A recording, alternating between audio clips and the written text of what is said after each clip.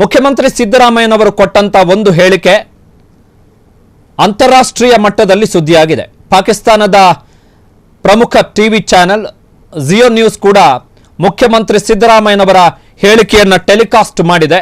ಇದರ ಮಧ್ಯೆ ಇವತ್ತು ಮುಖ್ಯಮಂತ್ರಿ ಸಿದ್ದರಾಮಯ್ಯನವರು ಸ್ಪಷ್ಟನೆಯನ್ನು ಕೊಟ್ಟಿದ್ದಾರೆ. ತಮ್ಮ ಹೇಳಿಕೆಗೆ ಸಂಬಂಧಪಟ್ಟ ಹಾಗೆ ಅನಿವಾರ್ಯವಾದಾಗ ಮಾತ್ರ ಯುದ್ಧ ಮಾಡಬೇಕು, ಎಲ್ಲದಕ್ಕೂ ಕೂಡ ಯುದ್ಧ ಪರಿಹಾರವಲ್ಲ ಅಂತ ಹೇಳಿದ್ದೀನಿ. ಯುದ್ಧ ಮಾಡಲೇಬಾರದು ಅಂತೇನಿಲ್ಲ, ಆದರೆ ತಕ್ಷಣವೇ ಯುದ್ಧ ಬೇಡ ಅಂತ ಹೇಳಿದ್ದೀನಿ. ಭದ್ರತಾ ವೈಫಲ್ಯದ ಬಗ್ಗೆ ಕೂಡ ಮಾತನಾಡಿದ್ದೀನಿ ಅಂತೇಳಿ ಮುಖ್ಯಮಂತ್ರಿ ಸಿದ್ದರಾಮಯ್ಯನವರು ನಿನ್ನೆ ತಾವು ಮೈಸೂರಿನಲ್ಲಿ ಕೊಟ್ಟಿದ್ದಂತಹ ಹೇಳಿಕೆಗೆ ಸ್ಪಷ್ಟನೆಯನ್ನು ಇವತ್ತು ಕೊಟ್ಟಿದ್ದಾರೆ. ಮುಖ್ಯಮಂತ್ರಿ ಸಿದ್ದರಾಮಯ್ಯನವರು ನಿನ್ನೆ ಯುದ್ಧ ಅನಿವಾರ್ಯ ಅಲ್ಲ ಎನ್ನುವಂಥ ಹೇಳಿಕೆಯನ್ನು ಕೊಟ್ಟಿದ್ರು.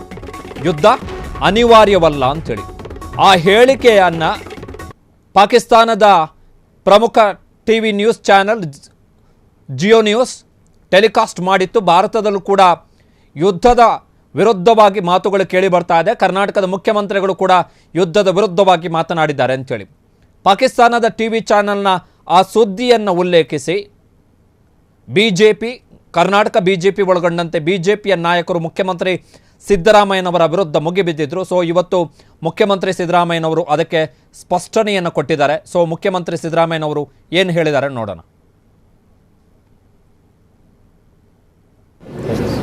ತಮ್ಮ ಹೇಳಿಕೆ ಬಗ್ಗೆ ಯುದ್ಧ ಬೇಡ ಅಂತ ಹೇಳಿಕೆ ಬಗ್ಗೆ ಚರ್ಚೆ ಆಗ್ತಾ ಇದೆ. ಯುದ್ಧ ಬೇಡ ಅಂತದ್ದು ಯುದ್ಧ ಅನಿವಾರ್ಯವಾದರೂ ಮಾಡಬೇಕು. ಅವ್ರಿಗೂ ಬುದ್ಧಿ ಇಲ್ಲ. ಅನಿವಾರ್ಯ ಆದ್ರೆ ಮಾತ್ರ ಮಾಡಬೇಕು. ಯುದ್ಧದಿಂದ ಪರಿಹಾರ ಆಗೋದಿಲ್ಲ. ಯುದ್ಧ ಅನಿವಾರ್ಯ ಆದರೆ ಮಾಡಬೇಕಾಗ್ತದೆ. ಗೊತ್ತಾಯ್ತಾ? ನಾನು ಯುದ್ಧ ಬೇಡಿಕೆ ಬೇಡ ಅಂತ ಹೇಳಲಿಲ್ಲ. ನಾವು ಪಾಕಿಸ್ತಾನದ ಮಾಧ್ಯಮಗಳಲ್ಲಿ ಆ ಥರ ಬಿಂಬಿತ ಆಗ್ತಿರುವಂಥದ್ದು ತಮ್ಮನ್ನು ಕೂಡ ತಮ್ಮ ಹೇಳಿಕೆ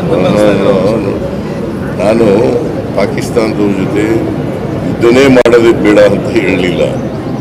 ಏನು ಹೇಳಿದೆ ಅಂತಂದರೆ ಯುದ್ಧ ಪರಿಹಾರ ಅಲ್ಲ. ಈಗ ಭದ್ರತೆ ಕೊಡಬೇಕಾಗಿತ್ತಲ್ವ ಅವ್ರಿಗೆ. ಅಲ್ಲಿಗೆ ಬೇಕಾದಷ್ಟು ಜನ ಪ್ರವಾಸಿಗರು ಹೋಗ್ತಾರೆ. ಕಾಶ್ಮೀರ ಭದ್ರತೆ ಕೊಡಬೇಕಾಗಿರೋದು ಯಾವ ಜವಾಬ್ದಾರಿ? ಕೇಂದ್ರ ಸರ್ಕಾರ. ಅದು ವೈಫಲ್ಯ ಇದೆ ಅಂತ ಹೇಳಿದ್ದೀನಿ. 26 ಜನ ಸತ್ತೋಗಿದ್ದಾರೆ. 40 ಜನ ಸೈನಿಕರು ಸತ್ತಿದ್ರು ಅದೇ ಜಿಲ್ಲೆನಲ್ಲಿ.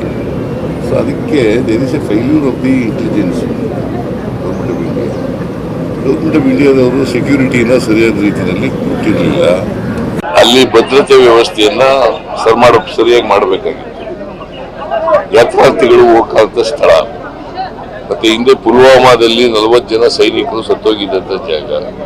ಇವರು ಬಹಳ ಎಚ್ಚರಿಕೆಯಿಂದಿರಬೇಕು. There is a intelligence file, security file. ಕೇಂದ್ರ ಸರ್ಕಾರದವರು ಭದ್ರತೆ ಕೊಡಕ್ಕಾಗ್ಲಿಲ್ಲ. ಅವ್ರಿಗೆ ಜನ ನಂಬ್ಕೊತಾರೆ, ಕೊಡ್ಲಿಲ್ವಲ್ಲ. ಈಗೇನೆಲ್ಲ ಕ್ರಮಗಳು ತಗೊಂಡ್ರು ಕೂಡ 26 ಜನ ವಾಪಸ್ ಬರ್ತಾರ. ಯುದ್ಧದ ಅನಿವಾರ್ಯತೆ ಕಾಣ್ತಾ ಇದೆ. ಪಾಕಿಸ್ತಾನದಲ್ಲಿ ಯುದ್ಧದ ಅನಿವಾರ್ಯತೆ ಇದೆಯಾ? ಯುದ್ಧ ಮಾಡಬೇಕಾದಂತ ಅಗತ್ಯ ಇಲ್ಲ. ಬಿಗಿ ಕ್ರಮಗಳು ತಗೋಬೇಕು ಅಷ್ಟೇ. ಭದ್ರತಾ ವ್ಯವಸ್ಥೆಯನ್ನ ಬಿಗಿ ಮಾಡ್ತಕ್ಕಂಥ ಕೆಲಸವನ್ನು ಮಾಡಬೇಕು. ನಾವು ಯುದ್ಧದ ಪರ ಇಲ್ಲ. ನಾವು ಶಾಂತಿ ಇರಬೇಕು, ಜನರಿಗೆ ಭದ್ರತೆ ಇರಬೇಕು. ಕೇಂದ್ರ ಸರ್ಕಾರ ಭದ್ರತಾ ಕ್ರಮಗಳನ್ನು.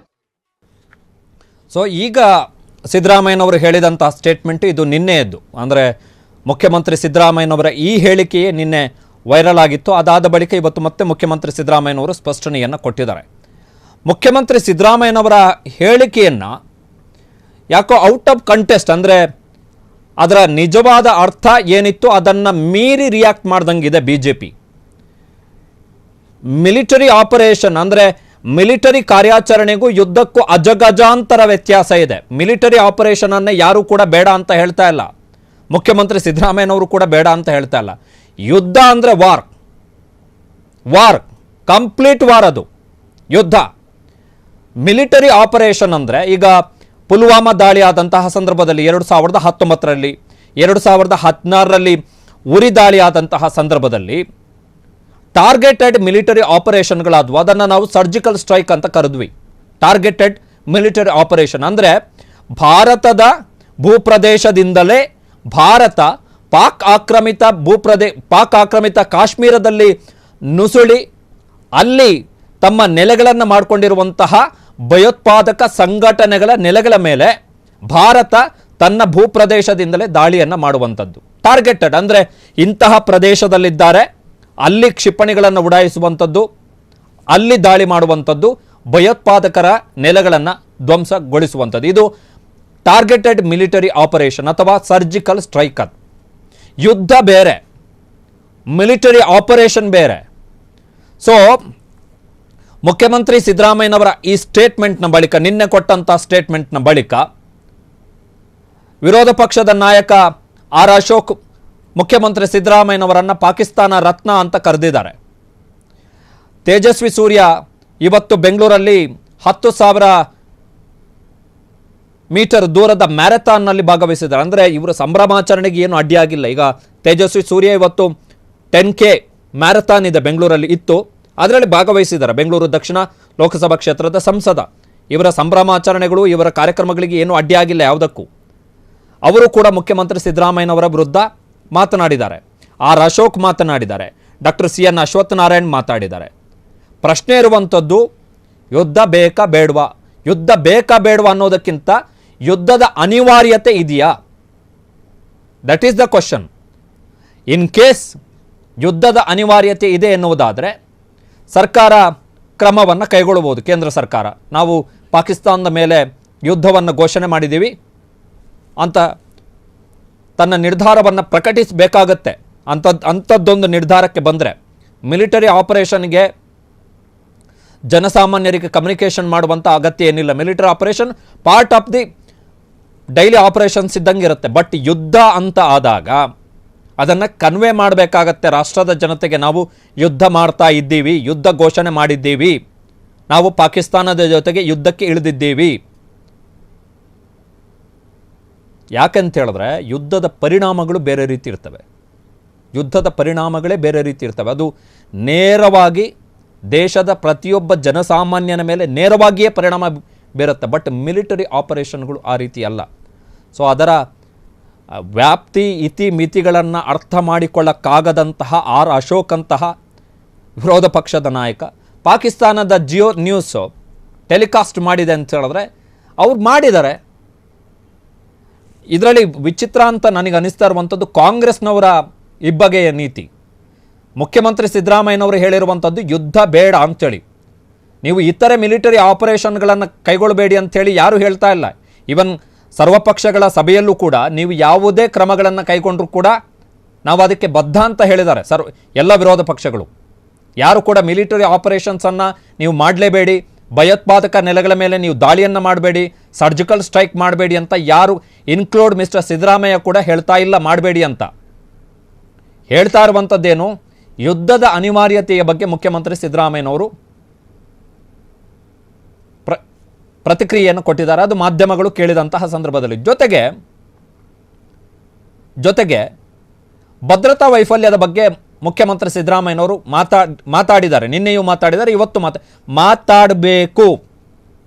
ಸಂಕಷ್ಟದ ಸಂದರ್ಭದಲ್ಲಿ ದೇಶ ಒಗ್ಗಟ್ಟಾಗಿರಬೇಕು, ದೇಶ ಭಿನ್ನ ಮಾತುಗಳನ್ನು ಆಡಬಾರ್ದು ನಿಜ. ಆದರೆ ಹೊಣೆಗಾರಿಕೆಯಲ್ಲಿ ಹೊಣೆಗಾರರು ಯಾರು ಅವರನ್ನು ಕೇಳಲೇಬೇಕಲ್ಲ. ಈಗ ರಾಮೇಶ್ವರಂ ಕೆಫೆಯಲ್ಲಿ ಬಾಂಬ್ ಬ್ಲಾಸ್ಟ್ ಆದ ಪ್ರಕರಣಕ್ಕೆ IED ಬ್ಲಾಸ್ಟ್ ಆಯಿತು. ಆ ಪ್ರಕರಣಕ್ಕೆ ಸಂಬಂಧಪಟ್ಟ ಹಾಗೆ BJPಯವರು ಮುಖ್ಯಮಂತ್ರಿ ಸಿದ್ದರಾಮಯ್ಯನವರನ್ನು ಟಾರ್ಗೆಟ್ ಮಾಡಿದರು, ಗೃಹ ಸಚಿವ ಪರಮೇಶ್ವರ್ ಅವರನ್ನು ಟಾರ್ಗೆಟ್ ಮಾಡಿದರು. ಬೆಂಗಳೂರಲ್ಲಿ NIA ದಾಳಿ ಆದಂತಹ ಸಂದರ್ಭದಲ್ಲಿ ಮುಖ್ಯಮಂತ್ರಿ ಸಿದ್ದರಾಮಯ್ಯನವರನ್ನು ಟಾರ್ಗೆಟ್ ಮಾಡಿದ್ರು, ಗೃಹ ಸಚಿವರನ್ನು ಟಾರ್ಗೆಟ್ ಮಾಡಿದ್ರು. ಬೆಂಗಳೂರಿನ ಶಾಲೆಗಳಿಗೆ ಯಾವುದೋ ಅನಾಮಿಕ ಜಿಮೇಲ್ ಅಕೌಂಟ್ಗಳಿಂದ ಬಾಂಬ್ ಬೆದರಿಕೆ ಕರೆ ಬಂದಂತಹ ಸಂದರ್ಭದಲ್ಲಿ ಇದೇ BJPಯವರು ಮುಖ್ಯಮಂತ್ರಿ ಸಿದ್ದರಾಮಯ್ಯನವರನ್ನು ಪ್ರಶ್ನೆ ಮಾಡಿದ್ರು, ಗೃಹ ಸಚಿವ ಡಾಕ್ಟರ್ G ಪರಮೇಶ್ವರ್ ಅವರನ್ನು ಪ್ರಶ್ನೆ ಮಾಡಿದರು. ಅಂಥದ್ರಲ್ಲಿ ದೇಶದ ಅತ್ಯುನ್ನತ ಪ್ರದೇಶಗಳಲ್ಲಿ ಒಂದಾಗಿರುವಂತಹ ಕಾಶ್ಮೀರದ ಪಹಲ್ಗಾಮ್ನಲ್ಲಿ ಭಯೋತ್ಪಾದಕರು 26 ಮಂದಿ ಪ್ರವಾಸಿಗರನ್ನು, ದೇಶದ ಸರ್ಕಾರವನ್ನು ನಂಬಿಕೊಂಡು ಹೋದಂಥ 26 ಮಂದಿ ಪ್ರವಾಸಿಗರನ್ನು ಹತ್ಯೆ ಮಾಡಿ ಗುಂಡಿಕ್ಕಿ ಕೊಂದ ಬಳಿಕ ದೇಶದ ಸರ್ಕಾರವನ್ನು ಪ್ರಶ್ನೆ ಮಾಡಬಾರ್ದು, ಪ್ರಶ್ನೆ ಮಾಡಿದ್ರೆ ಅದು ದೇಶ ವಿರೋಧಿ ನಡೆ ಆಗುತ್ತೆ, ದೇಶದ ವಿರುದ್ಧದ ಕ್ರಮ ಆಗತ್ತೆ ಅನ್ನೋದಾದರೆ ಹಾಗಾದರೆ ನಾಳೆ ಯಾವುದನ್ನು ಕೂಡ ಪ್ರಶ್ನೆ ಮಾಡೋಕ್ಕಾಗಲ್ಲ. ಸೊ ಯುದ್ಧ ಬೇರೆ, ಮಿಲಿಟರಿ ಆಪರೇಷನ್ ಬೇರೆ, ಯುದ್ಧ ಬೇರೆ, ಸರ್ಜಿಕಲ್ ಸ್ಟ್ರೈಕ್ ಬೇರೆ.